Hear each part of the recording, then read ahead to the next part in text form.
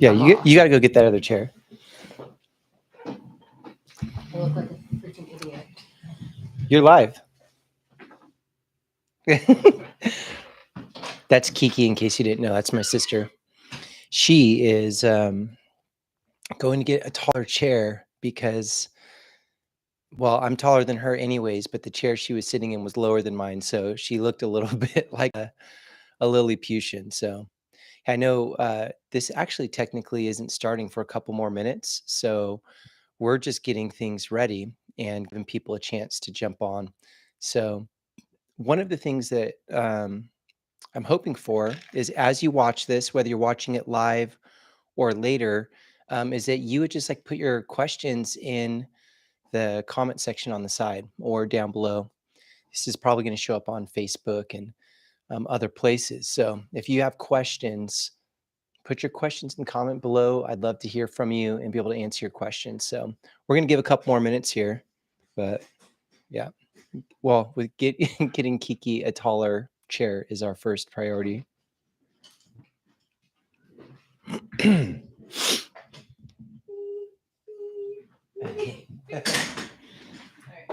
All right, but you have to put Rain back out. Oh, Rainbow. Oh, you could probably meet our whole family. Rain. She's probably okay over there. Okay. Yeah. And how do we raise this? There you go. I was gonna do a whole thing. All right, we're ready. We both got our mushrooms today. Yeah. We should probably clarify what you mean by that. We're not taking hallucinogenic mushrooms. No, there's like a in the morning I have like mushrooms that I put in like a drink with like vitamins and stuff. It's really good. Reishi, chaga, you know, all Lion's mane. Lion's mane. That one's just for my hair. Yeah. So we don't actually even start for minutes. So perfect. Good. Well, this is good practice. We're all. This so like, oh no. yeah, you did that. Yeah. I invited Kiki to be on with me today because she's been helping me behind the scenes, and you guys should all get to know Kiki anyways because she's awesome. Whoop whoop. Thanks. Yeah. So yeah, we're excited today. We're going to be talking about symptoms of burnout that you might be ignoring, but you shouldn't. So Definitely. yeah. It's always a good topic. Well, yeah, we don't want to dive in yet. I will say this, that there is in the description for this live, there is a link to a free resource that you can get access to. It's got a free 5-page PDF download and access to an almost 40-minute mini webinar that is going to give you some really powerful tools. So we're going to talk more about that today. I'm so excited about it. I'm super excited about it. Yeah, it's going to be good. Today's going to be good. One of the things I'm hoping for is that people will leave like comments or ask questions, like even if it's just related to the bigger topic of burnout, just because I feel like there's so many people that are going through it and they're not talking about it. Mm-hmm. Yeah, which is one of the worst things you can do. So please ask all the questions. Yep. Hang out with us, interact with us. It's going to be fun. It is going to be fun. Yeah. I just can't do the head thing you just did. I'm all. We have my brother's dog. Come on. Say hi, Ray. Oh, hi. We were going to keep her out of the room. She likes to chew on her squeaky toy, and she drinks water like a person who just came out of the desert. Okay, come on, get down. Get down, bud. And that's enough. Go lay down, Rain. She's kind of a camera hog. She's all, I want to talk about burnout. Oh, bud. Yeah. Okay, go lay down. Go lay down. All right. Well, hey, we're going to go ahead and get started because it's 12:10 and I'm excited to be here today. So today we're going to be talking about really 3 symptoms of burnout that you might be ignoring but shouldn't. Okay. And so burnout's such an interesting topic. For some people, it's like womp, womp, womp. Don't want to talk about burnout, not dealing with it. But I've really been on a mission the last couple of years talking about burnout because so many people actually are dealing with it. In fact, there was a recent Harvard study where they basically like interviewed 7,000 people. And in that study, basically what they found out was like over 60% of the people in that study were dealing with burnout on some level. And so they've done follow-up studies, and it's actually, of course, increased because of COVID. And it's happening in all of these different Yeah. segments and sectors. And so for me, I had gone through personally like two different burnouts. Hmm. And see, Rain's gonna get that squeaky toy, and it's gonna get loud in here. You want me to get her? Let's put her out. So anyhow, I went through two different burnouts myself. And, those burnouts were, both of them were unique, but both of them caught up, or they caught me off guard. And when they caught me off guard, it was truly like catching me off guard. I did not recognize any of the symptoms. The second time was much worse than the first. And that's one thing, it's not like you just burn out once and then you're like good. You can burn out and then you can burn out again. And a lot of times that second burnout is way worse. So today I want to talk about symptoms. But before I talk about symptoms, what were we going to say, I Kiki? was actually going to ask you a question.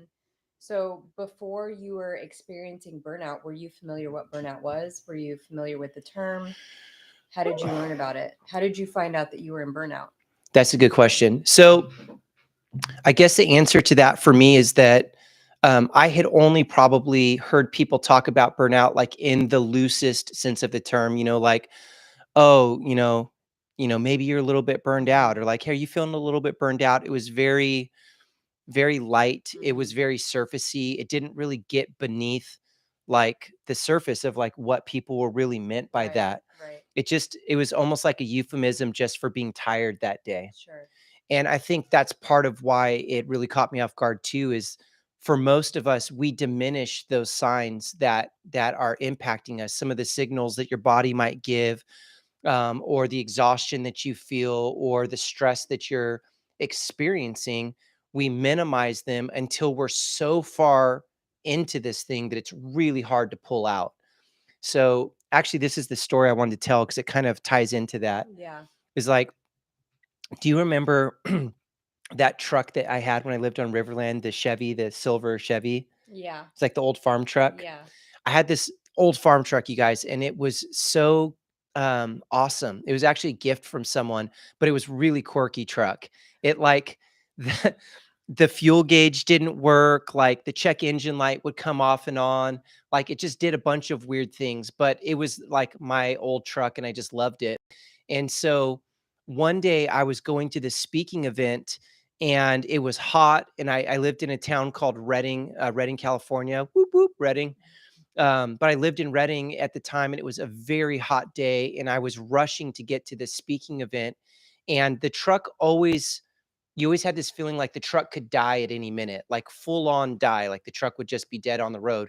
But I kept driving it because of, it was my truck and I loved it. So I'm driving this thing and I get to a stoplight and the truck starts shuddering and then it dies. And I was so panicked. And so I called my wife and I was like, oh my gosh, like I am on my way to this event and the truck has died at the stoplight. I need you to drop everything and come get me. And on the other side of the phone, Sarah got really quiet and she was like, I'm not trying to make you mad, but she's like, have you like put any gas in the truck lately? See, and this was the thing is like the gas that day, you feel really confident, but I couldn't remember when the because I was going at life full steam, which is like how we're all going, right? Right. You're Right. working hard, you're doing stuff, you're saving the world, you're going from thing to thing. And that's the mode that I was in, which is like I was in fifth gear, full steam ahead. And in that mode, I forgot to put gas in the truck. So I was like, I don't know. I think the truck's actually broken down. And she said, well, just try and see if you can get to a gas station first. It's my wife coaching me, right? So I was able to start the truck back up. I got it about 200 yards up the street. It started to die again. And thankfully, there was a gas station. I pulled in. And sure enough, I was like beyond empty. I was like completely rolling on fumes. And I filled up the truck and it started right back up. I don't And think I'd ever heard this story. yeah. So the thing that I've like reflected on since then is that most of us are kind of like that truck. It's like we're able to go, we're able to do things, we have capacity to carry things, but a lot of us have like a fuel gauge on our life that's like broken, and we don't know how to tell the symptoms or the signs of when we're coming down to be on empty, and we don't even know how to check it. And so, like, how do you know if you're like burning out? Well, you've got to start being able to read the signs. Like in a vehicle that works, you have a gauge. Burnout happens, it's always inconvenient. Mhm. Like that Yes, was it is. super inconvenient for Right. me because now I'm going to a speaking event. Like in Reading, it gets real hot. So it was probably like 110, and I'm trying to figure out why my truck is dying. So I'm like sweaty and I'm stressed out in a truck with no fuel gauge. Oh, man. Thankfully, the fuel, I got some gas, it saved me. So it got me to that place where I could get there. But then I was there and I was stressed, and so those things just begin to stack. And that's kind of how like burnout works. It's not just one thing, it can be a whole variety of things. And you need to understand this now is like these three things I'm going to share with you. This doesn't mean like this is all of the symptoms. There are a myriad of symptoms. These are just three that I had ignored that were pretty obvious and that were happening consistently. So, by the way, if you're coming on this and you're like, who the heck is Aaron, anyways? If you're watching this for the first time, I will say my name's Aaron Hayes. This is my sister Kiki. Hello.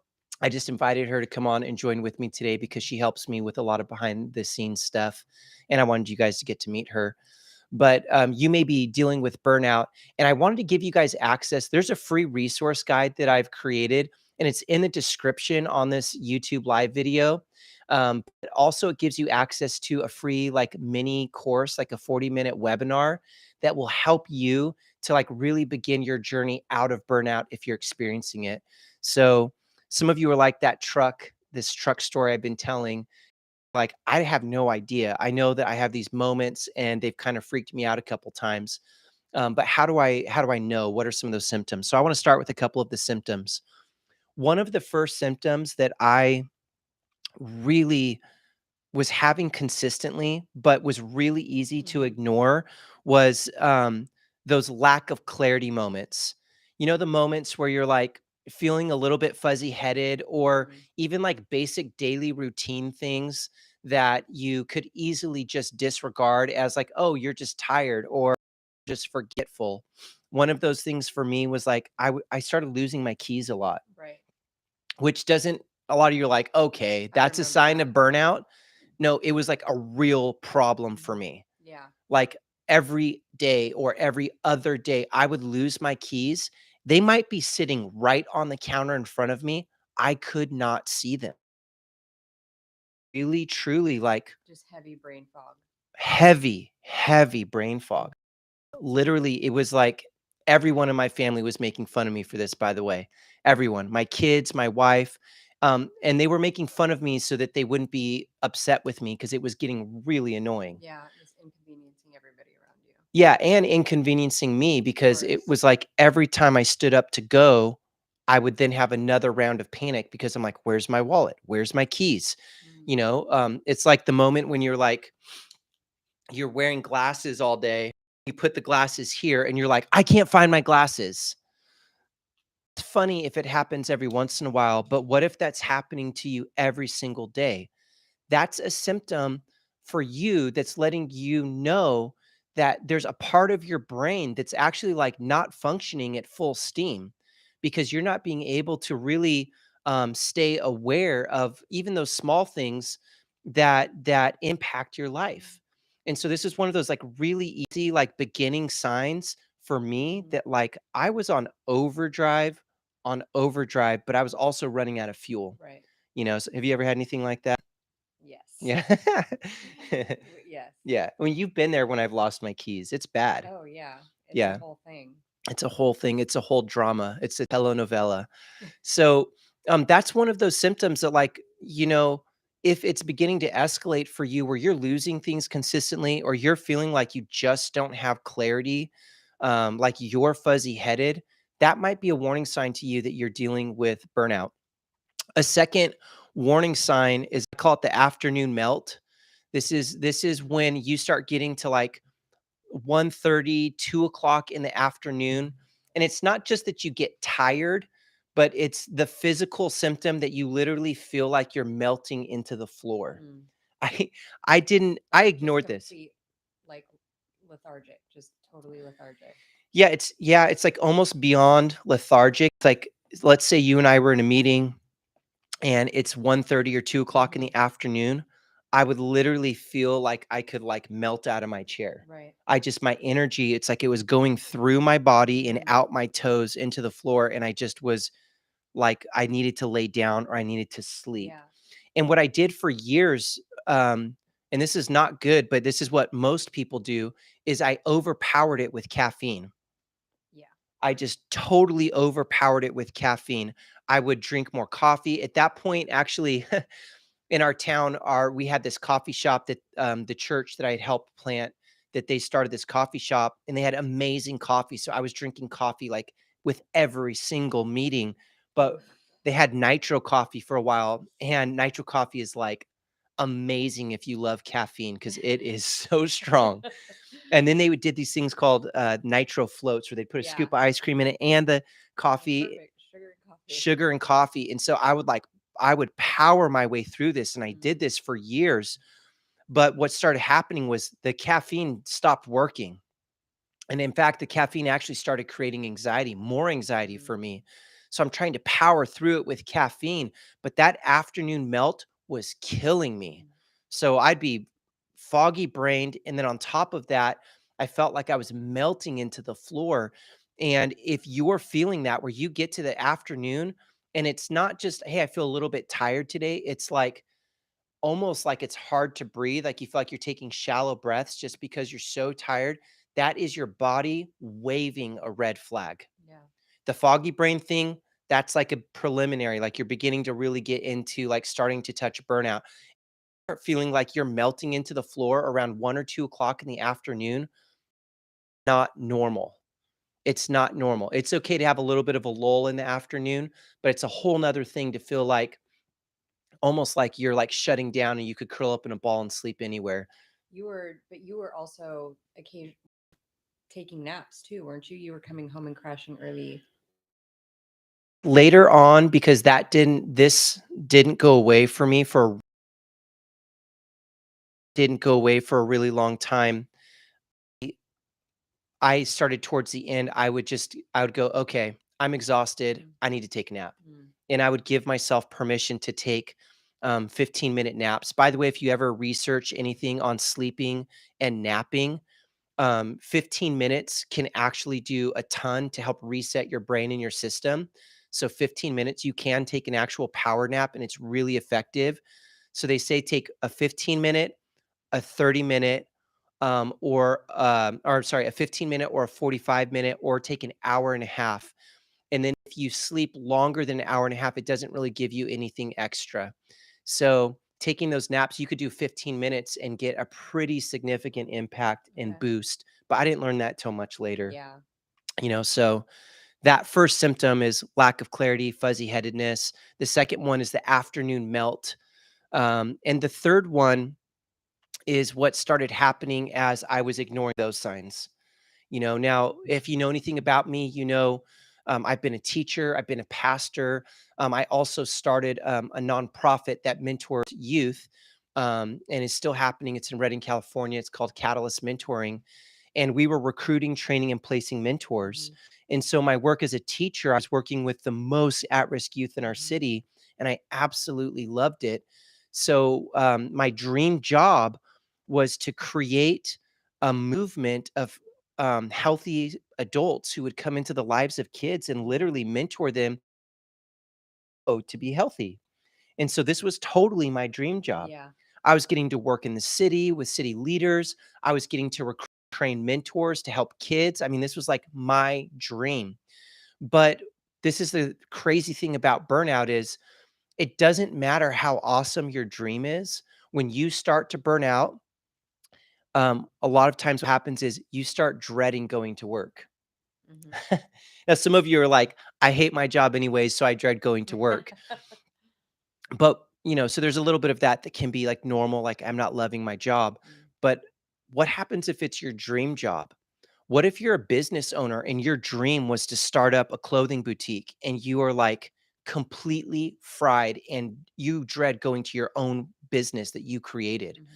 What if you're a realtor and you just love working with people and selling homes and that experience of getting people maybe in their first home or helping them buy their first rental property and you just love that, it's your jam, but all of a sudden you get in the car and you just have this overwhelming sense of dread and like you can't handle another moment even Yeah. though it was the thing that you used to absolutely dream about. Right.